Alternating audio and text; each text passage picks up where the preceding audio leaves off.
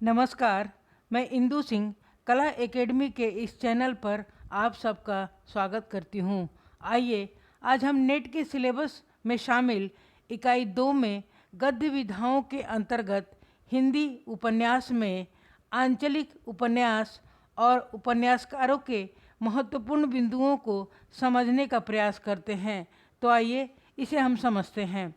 हिंदी साहित्य की गद्य विधाएं, आंचलिक उपन्यास और उपन्यासकार।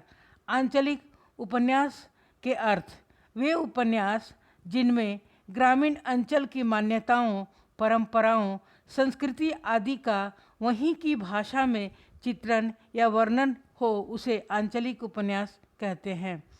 आंचलिक उपन्यास में किसी अंचल विशेष अथवा किसी अपरिचित समाज आदि के जनजीवन, वहाँ के रहने वाले लोगों के रहन सहन, रीति रिवाज, लोक व्यवहार, आचार विचार आदि का पूरी सहृदयता के साथ चित्रण किया जाता है।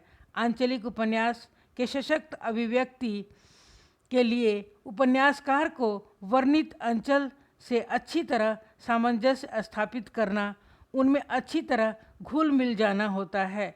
आंचलिक उपन्यास में अंचल विशेष का कोई भी कोना उपन्यासकार की दृष्टि से अछूता नहीं रहना चाहिए।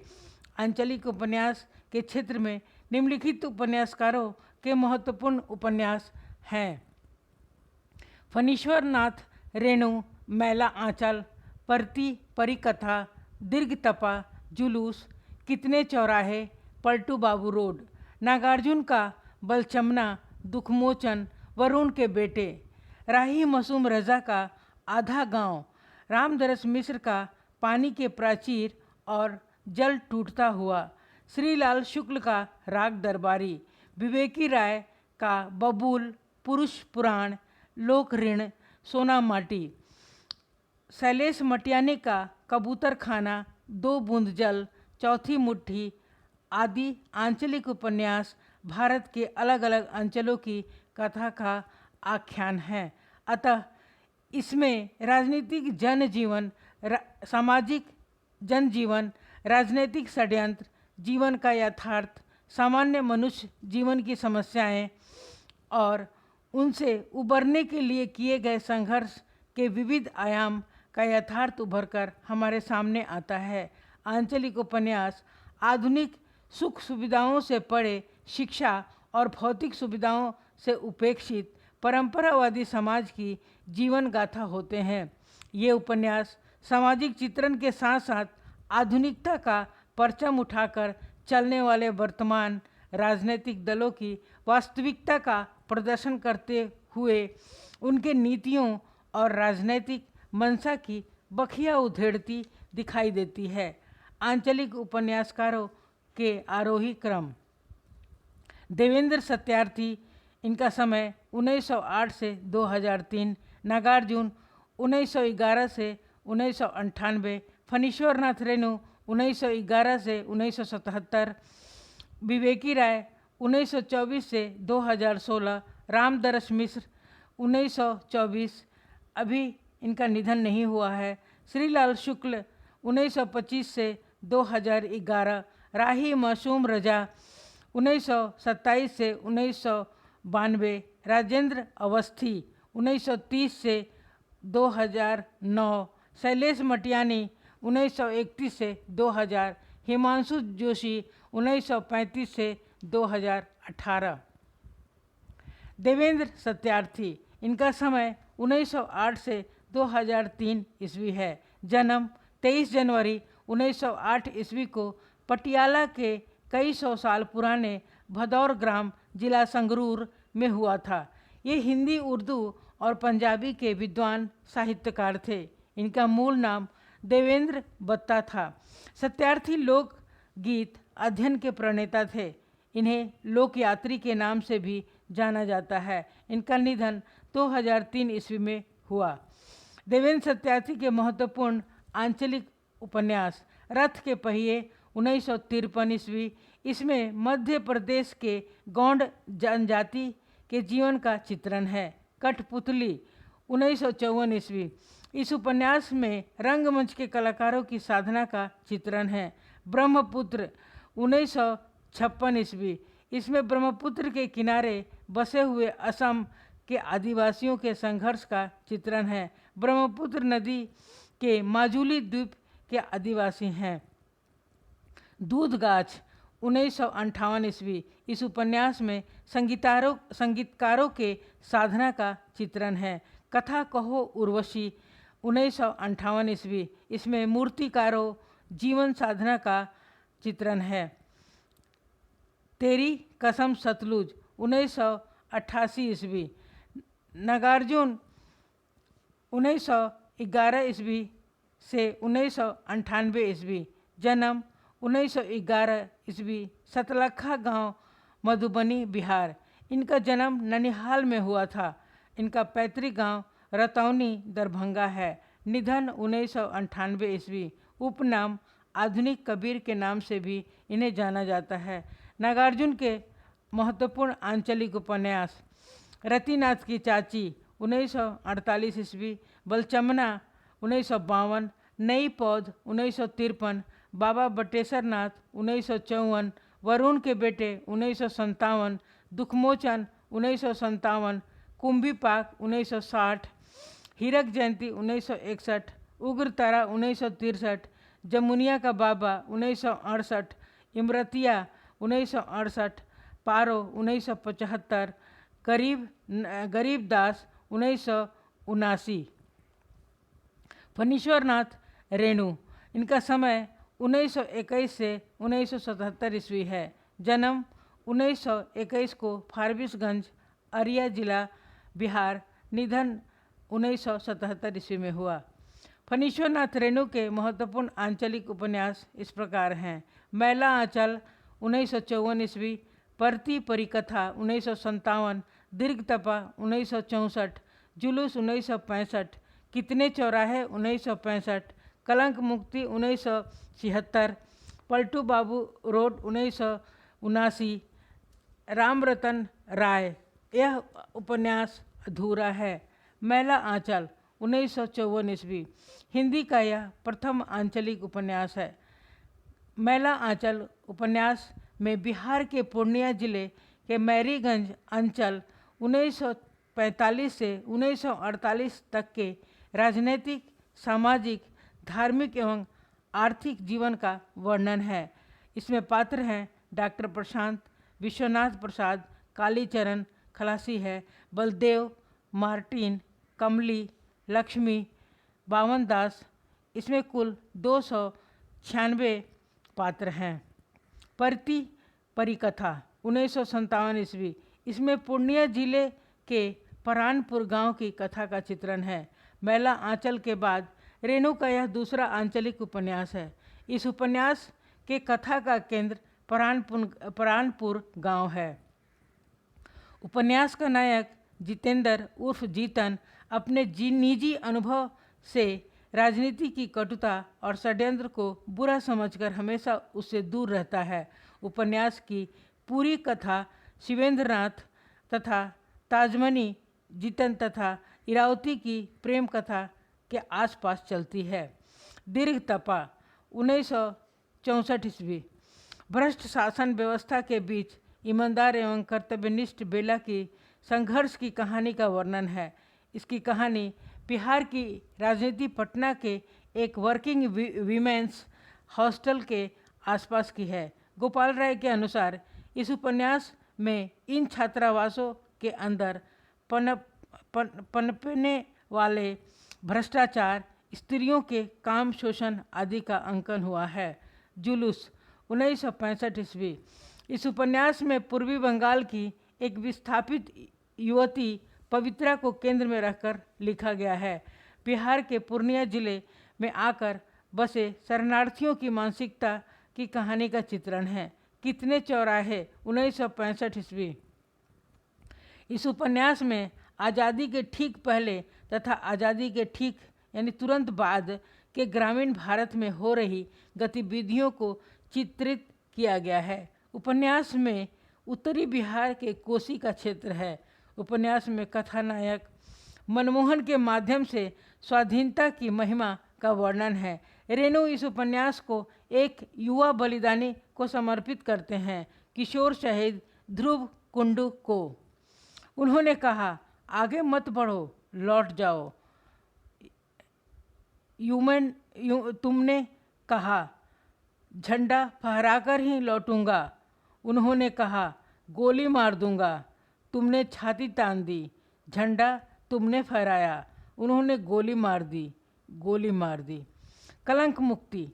पहले कलंक मुक्ति उपन्यास 1963 में दीर्घ तपा के नाम से छपा था, परंतु 1975 ईस्वी में इस उपन्यास का नाम बदलकर कलंक मुक्ति कर दिया गया।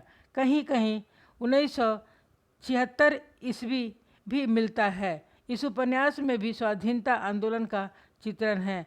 इसकी नायिका बेला गुप्ता भारतीय स्वतंत्रता संग्राम के उद्देश्य के लिए गांव छोड़कर भागी थी, परंतु उसे नहीं पता था कि उसके पावन उच्च विचारों की परछाई इस समाज को नहीं दिखेगी। पलटू बाबू रोड 1979। यह लघु उपन्यास है। यह उपन्यास पटना से प्रसारित मासिक पत्रिका ज्योत्सना के दिसंबर 1959 से दिसंबर 1960 के अंकों में धारावाहिक के रूप में छपता रहा।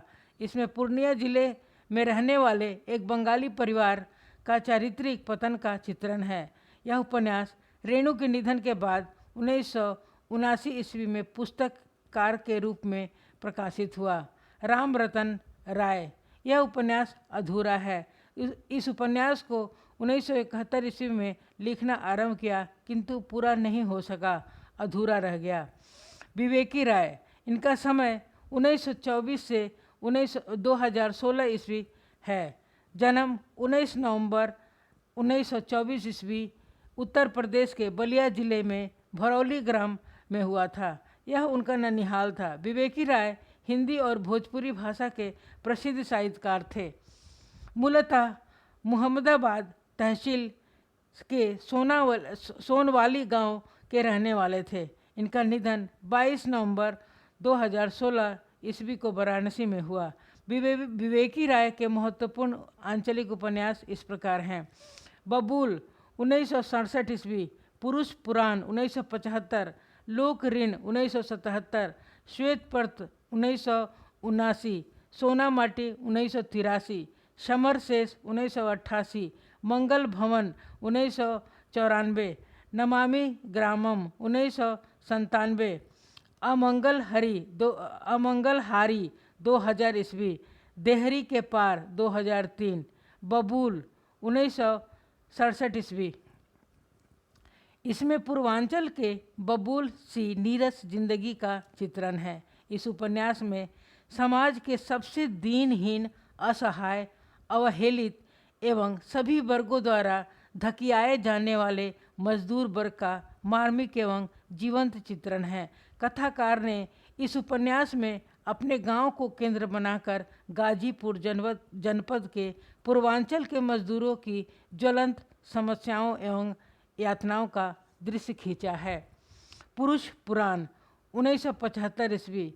इस उपन्यास में नई और पुरानी पीढ़ियों के संघर्ष का चित्रण है। उपन्यास का दुखन पुराने मूल्यों का पक्षधर एवं गांधीवादी विचारों का समर्थक है। लोक ऋण 1977 ईस्वी।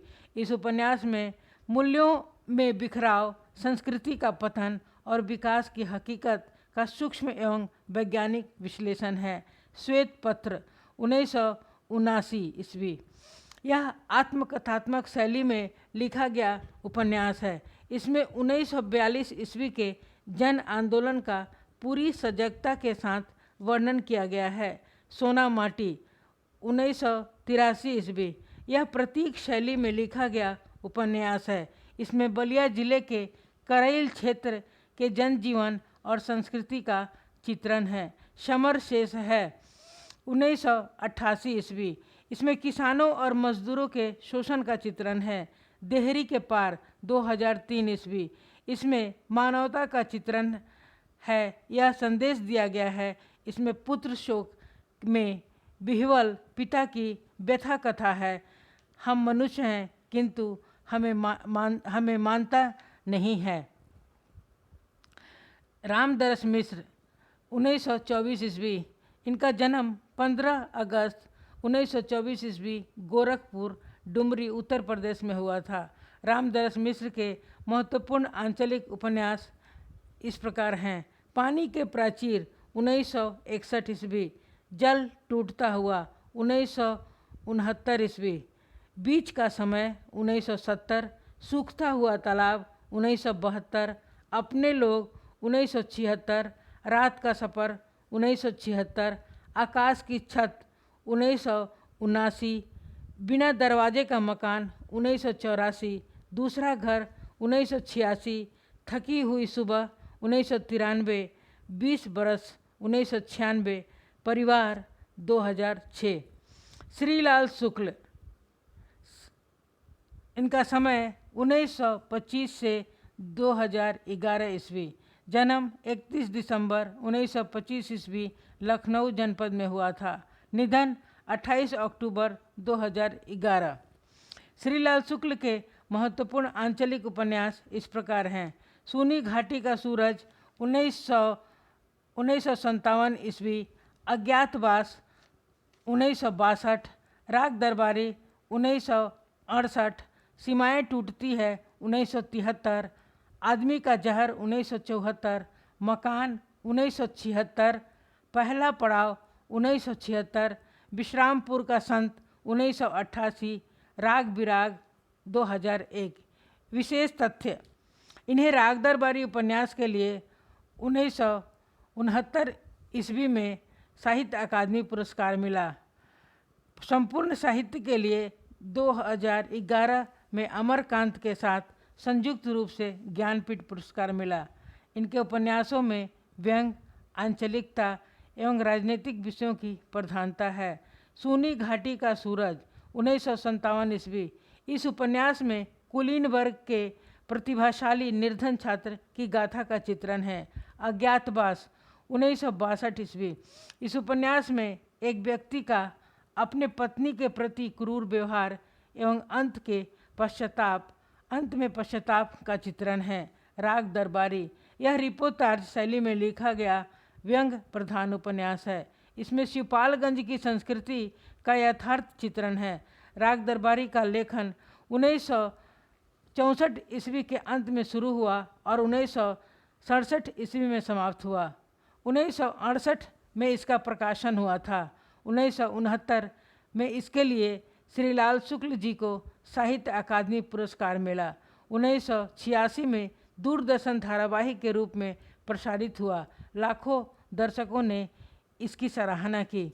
उपन्यास के संदर्भ में गोपाल राय का कथन है, राग दरबारी उत्तर प्रदेश के पूर्वांचल के एक कस्बा नुमा गाँव शिवपालगंज की कहानी है। उस गांव की दस्तावेज जो स्वतंत्रता प्राप्ति के बाद ग्राम विकास और गरीबी हटाओ के आकर्षक नारों के बावजूद घिसट रही है। विश्रामपुर का संत 1988, यह उपन्यास समकालीन जीवन की एक ऐसी महागाथा है जिसका फलक बड़ा विस्तीर्ण है। यह एक साथ कई स्तरों पर चलती है। इस उपन्यास में राजनीतिक पुरुषों के पाखंड का चित्रण है।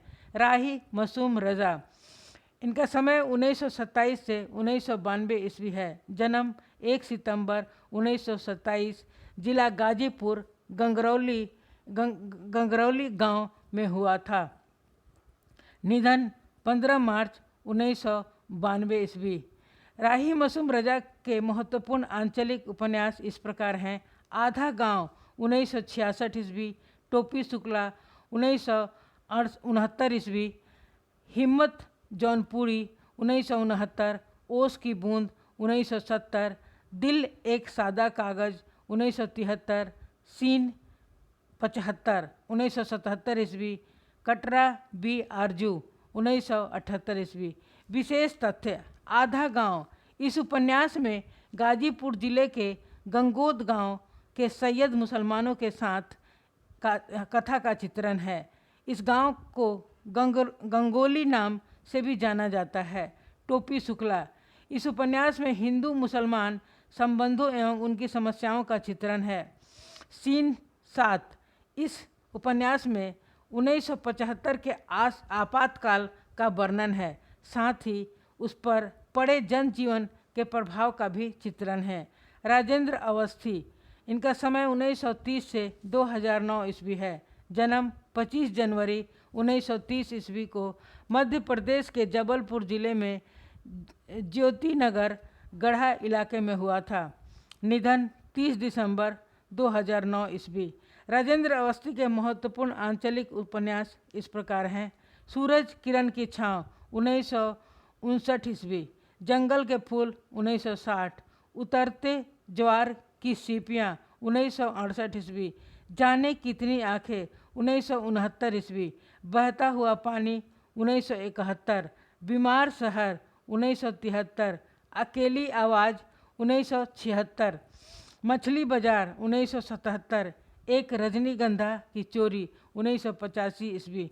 विशेष तथ्य, इसमें बस्तर के गौंड जनजाति के संघर्ष का चित्रण है।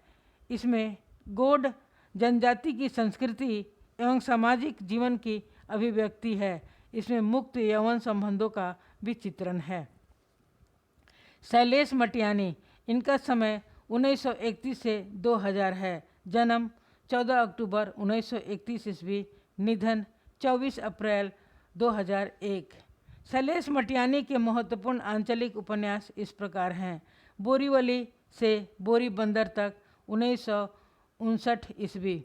कबूतर खाना 1959। किस्सा नर्मदा बेन गंगूबाई 1960 ईस्वी। हौलदार 1960। तिरिया भली नकाट की 1961। चिट्ठीर सैन 1961। चौथी मुट्ठी 1962। बारूद और बचूली 1962। मुख सरोवर के हंस 1962। एक मुठ सरसों 1962। बेला हुई अबेर 1962। कोई अजनबी नहीं 1966। दो बूंद जल 1966। दो दुखों का एक सुख 1966। भागे हुए लोग 1966। पुनर्जन्म के बाद 1970। जल तरंग 1970। बर्फ गिर चुकने के बाद 1975। उगते सूरज की किरण 1976। छोटे छोटे पंछी 1977। रामकली 1978। सर्पगंधा 1979। आकाश कितना अनंत है 1979। उत्तरकांड 1980। डेरे वाले 1980। सवित्री 1980। गोपुली गफूरन 1980। गोपली गफूरन 1981 ईस्वी। 52 नदियों का संगम 1981। अर्धकुंभ की यात्रा 1983। मुठभेड़ 1983। नागवल्लरी 1985। माया सरोवर 1987। चंद औरतों का शहर 1992। विशेष तथ्य, शैलेश मटियानी के उपन्यासों में प्राचीन ग्रामीण संस्कृति के प्रति लगाव की भावना अभिव्यक्त हुई है।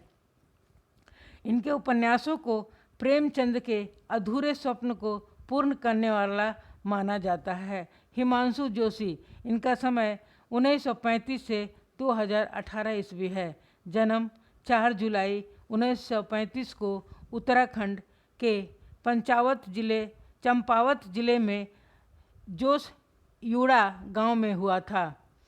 निधन 2018 ईस्वी। हिमांशु जोशी के महत्वपूर्ण आंचलिक उपन्यास इस प्रकार हैं। महासागर 1972 ईस्वी। अरण्य 1973 ईस्वी। छाया मत छूना मन 1974 ईस्वी। कगार की आग 1976 ईस्वी। तुम्हारे लिए 1978 ईस्वी। समय साक्षी 1982 ईस्वी। सुराज 1982 ईस्वी। महासागर 1972 ईस्वी। इस उपन्यास में अंडमान निकोबार द्वीप समूह में रहने वाले आदिवासियों का चित्रण है। अरण्य 1973 ईस्वी। इसमें पहाड़ी लोगों के जनजीवन का चित्रण है। छाया मत छूना मन 1974 ईस्वी। इसमें विस्थापित परिवार के पुनः विस्थापित होने की करुण गाथा है। यह एक साप्ताहिक पत्रिका में प्रकाशित हुआ था। कगार की आग, यह उपन्यास केवल गोमती गोमा गोमुख की ही कहानी नहीं है, वरन गरीब दलित आदिवासी स्त्रियों की कहानी है जो अपनों और समाज द्वारा शोषित होती है। उसमें गोमती, कुन्नू, पिरमा के माध्यम से संत्रस्त मानव समाज के कई चित्र उजागर हुए हैं। तुम्हारे लिए 1978 ईस्वी, यह उपन्यास नैनीताल की ज़मीन पर पनपी तरुणों की सुकोमल में प्रेम की गाथा का चित्रण है। समय है साक्षी, 1982 ईस्वी, समय है साक्षी अतीत और वर्तमान के मध्य का सेतु है। इसमें महाभारत के पात्र अश्वत्थामा को आधार बनाकर पुरातन इतिहास की कई परतों से साक्षात्कार की कोशिश की गई है। इस उपन्यास के 6 खंड हैं। सुराज, 1982 ईस्वी, इसमें स्त्री संघर्ष की गाथा का चित्रण है। धन्यवाद, आपने हमें सुना और देखा, इसके लिए हम आप सबका धन्यवाद करते हैं। आप इसे आराम से पढ़िए और समझिए। इसमें बहुत ही महत्वपूर्ण सब विषय दिए गए हैं। धन्यवाद।